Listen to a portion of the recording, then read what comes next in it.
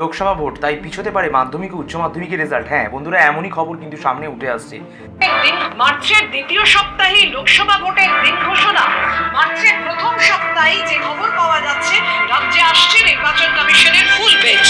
10ই March যেটা ABP আনন্দ মারফত জানা যাচ্ছে যে 10ই মার্চের মধ্যে, অর্থাৎ এই এই 10 তারিখ যেটা চলে গেছে, আজকে 11 তারিখ, এই 10ই মার্চের মধ্যে কিন্তু লোকসভা ভোটের দিনক্ষণ ঘোষণা করার কথা ছিল কেন্দ্রীয় সরকারের নির্বাচন কমিশনের।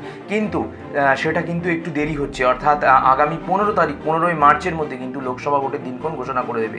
আর এর ফলে কিন্তু একটা প্রভাব পড়তে চলেছে মাধ্যমিক উচ্চ মাধ্যমিকের রেজাল্ট। কারণ মাধ্যমিক উচ্চ মাধ্যমিকের যে রেজাল্ট রয়েছে সেটা কিন্তু মে মাসে রয়েছে, এবং মে মাসেই কিন্তু ভোট রয়েছে ইলেকশন, অর্থাৎ লোকসভা ভোট। এবং এই লোকসভা ভোটের কারণে কিন্তু যেটা মনে করা হচ্ছে, তোমাদের যে 15 থেকে 20 মের মধ্যে যে রেজাল্ট বের করার কথা সেটা কিন্তু নাও হতে পারে।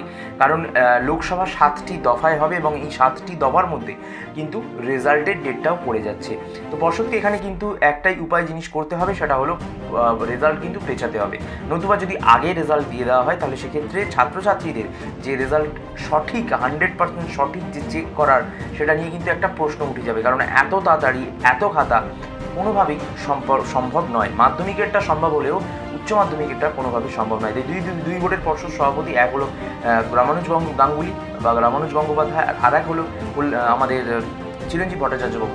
তারা কিন্তু একেবারেই স্পষ্টত মত দিয়েছেন যে শিক্ষামন্ত্রী যেহেতু একটি পার্টির সদস্য বা শিক্ষামন্ত্রী একজন নির্বাচিত মন্ত্রী, তো মুখ্যমন্ত্রীর সান্নিধ্য তার রয়েছে। মুখ্যমন্ত্রীর সাথে জিজ্ঞাসা করে, পরামর্শ করে, সলা করে তারপর তারা দুই বোর্ডের সভাপতিকে যা জানাবে সেটাই কিন্তু সিদ্ধান্ত দাঁড়াবে। তো যেমনটা জানা যাচ্ছে যে জুন মাসে কিন্তু বেরোতে পারে মাধ্যমিক উচ্চ মাধ্যমিকের রেজাল্ট। তাও তোমাদেরকে বলবো যে কোনো রকম কোনো ফেক নিউজে দেখে কোনোভাবে চমকানোর প্রয়োজন নেই। মে মাসে রেজাল্ট কিন্তু বেরাচ্ছে না, যতদূর সম্ভব আমরা সূত্র থেকে বের করছি। এবং এই সূত্রটা, মানে এই যে কথাটা বলছি লোকসভা ভোটের কারণে পিছিয়ে যেতে পারে রেজাল্ট, এটা কিন্তু সম্পূর্ণ প্রমাণিত। দেখে নাও। পাস করে যাবে, জানি পাস করে যাবে। দিদি তো বলেই যে পাস, ফেল বলে কিছু নেই।